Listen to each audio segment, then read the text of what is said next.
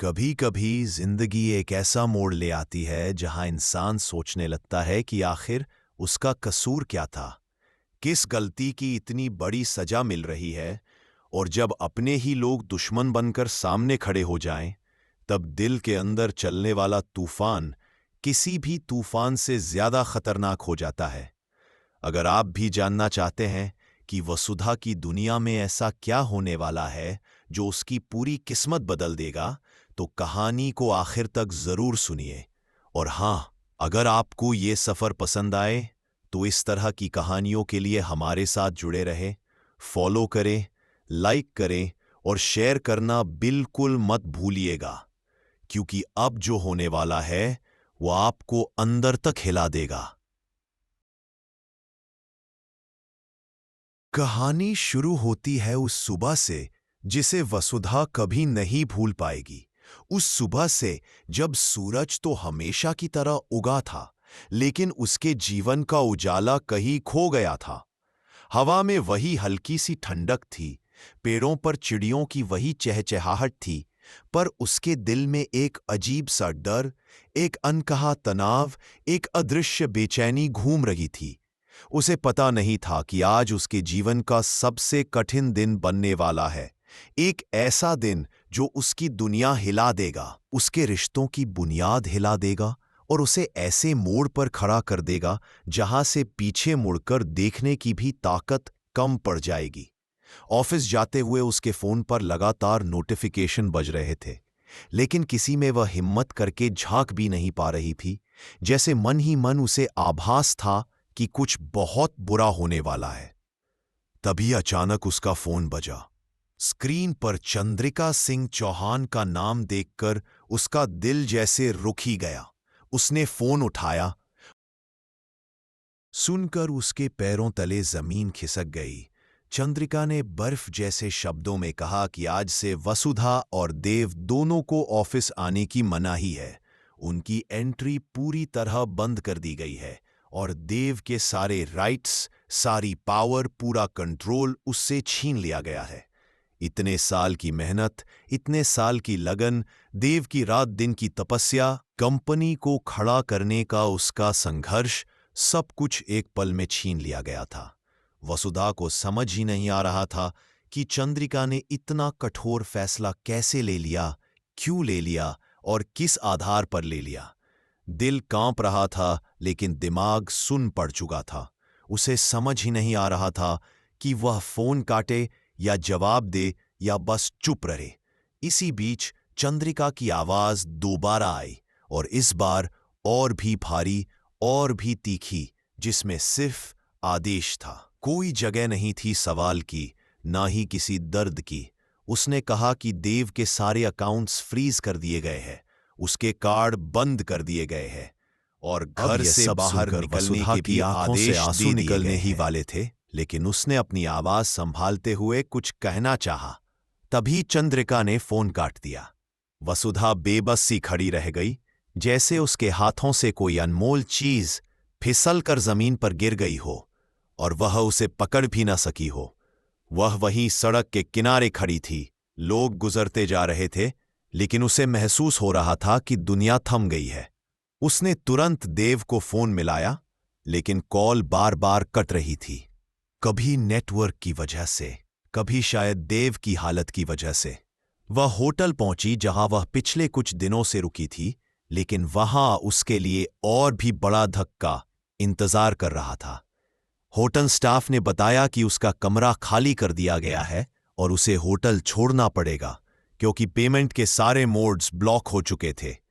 उसकी आंखों में हैरानी फैल गई। यह कैसे हो सकता है?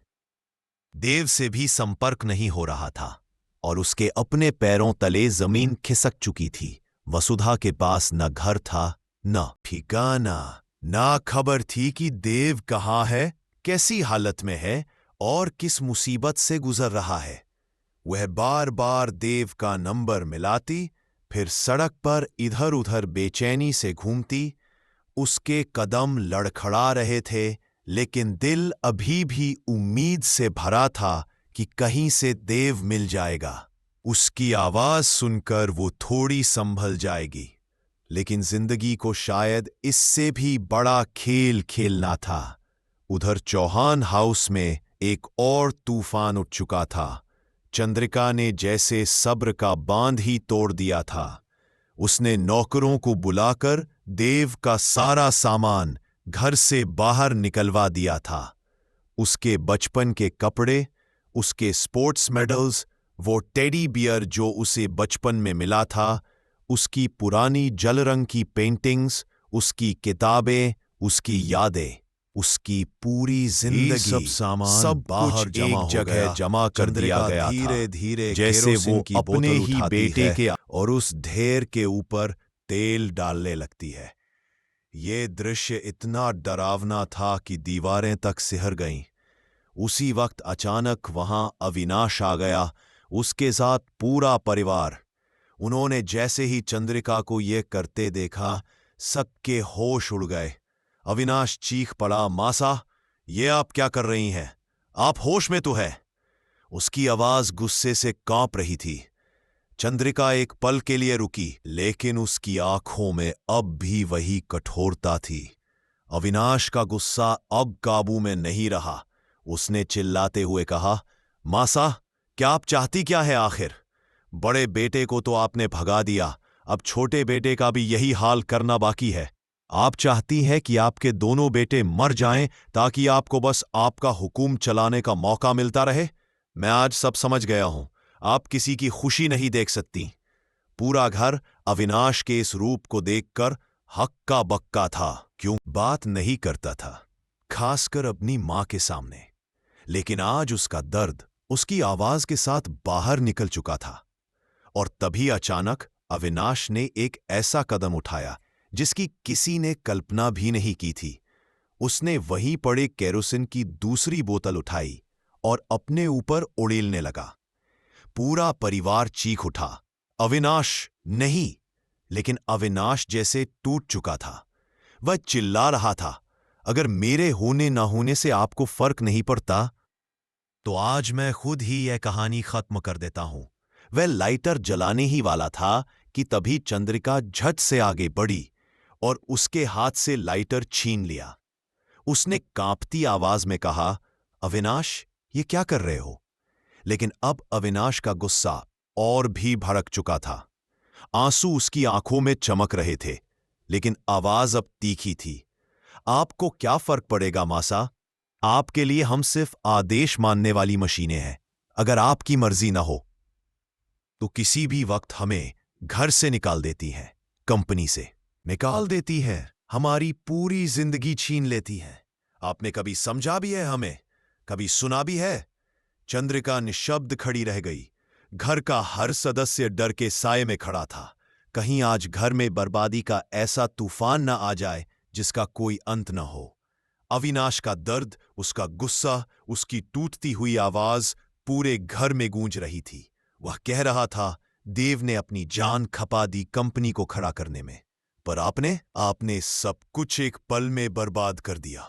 आपको बस अपनी सत्ता चाहिए थी। आपने उसके अस्तित्व को मिटा दिया। अब क्या बचा है? माहौल इतना भारी था कि दीवारें भी जैसे रो रही थीं।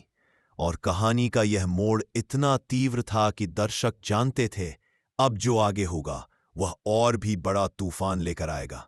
और हां, अगर आपको अब तक की कहानी में यह तेजी और ड्रामा पसंद आ रहा है तो इस सफर को लाइक करें, शेयर करें और हमारे साथ जुड़े रहें, क्योंकि आगे का हिस्सा आपको और भी झकझोर देगा।